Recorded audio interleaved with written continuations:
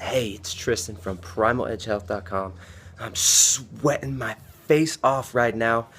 Just got done with pretty intense workout, full body workout, and I wanted to do a quick video. I see this all the time. I see this claim thrown out there all the time, and it's absolutely untrue. And this is one of the biggest myths about a ketogenic diet, is that it decreases your strength, that it will decrease your strength and performance. Now, most myths and stereotypes have some little kernel of truth that started them out. They start out from a little seedling of truth, and they grow into this big, inflamed mess of a meme. And the little kernel of truth to the statement that a ketogenic diet decreases your performance and makes you weaker, is because in the beginning, as you are adapting to keto, you will very likely experience a significant drop in strength, performance, power, and quickness. Now, this is not because a ketogenic diet kills your performance. This is because you're adapting to utilizing a completely new fuel substrate. You must adapt to the diet. Just like any diet you do, any lifestyle change, it takes time to adapt. You're putting your body into a semi-stressful situation for a little bit while it figures out its new homeostasis. So if you go and you try to work out and perform at the level that you were before, if you're already a higher level or intermediate level strength athlete or gym rat or whatever, you're gonna likely experience a drop in performance, but only during the adaptation phase. Only during the adaptation phase. After you adapt, your performance will go back up, and some people even find that they prefer the ketogenic diet for their strength, performance, and recovery. And let me tell you why. This is from personal experience as well, experience with a lot of clients and a lot of friends who utilize the ketogenic diet and get great benefits from it. When you do keto and you get into a nice groove, your body's used to it, your inflammation is so low and your body is so good at controlling those inflammatory responses that you seem to recover rather quickly.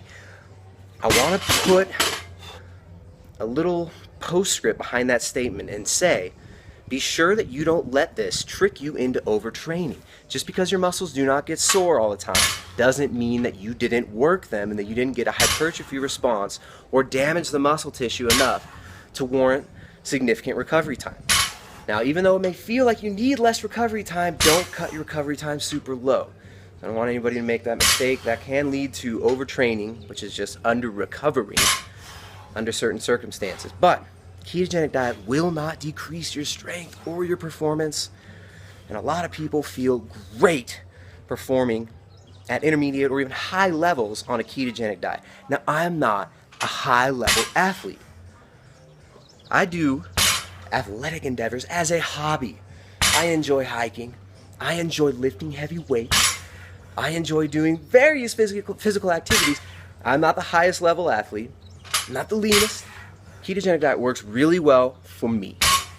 I've seen a lot of people drop a significant amount of body fat, including myself, and build a significant amount of muscle on a ketogenic diet.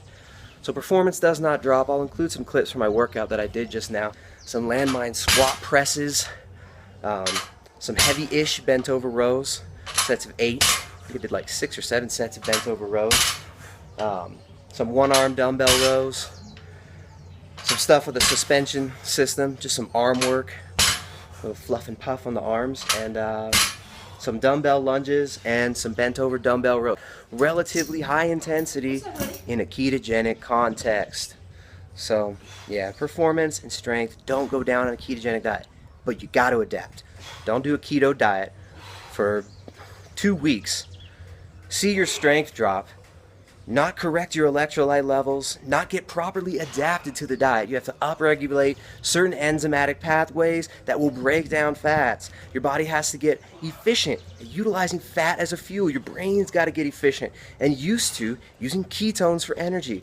But once you've adapted, it is well worth that little tiny period where your performance suffers.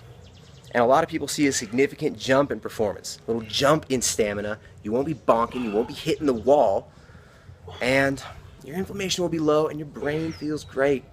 So, of course, a ketogenic diet is not for everybody. I always have to say this because it's the internet and everybody likes to take things to all logical extremes.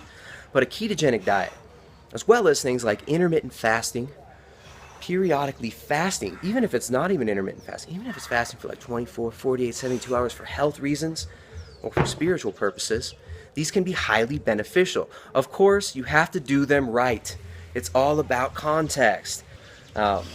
So all of these tools have to be taken in context. Just because some idiots utilize a ketogenic diet, don't get good results, still talk about the good results that they aren't really getting, just because a lot of really silly people are promoting fasting and using it in ways that are not very intelligent, where they're wasting away valuable lean muscle tissue. Just because people have eating disorders and utilize certain diets doesn't mean that everybody does.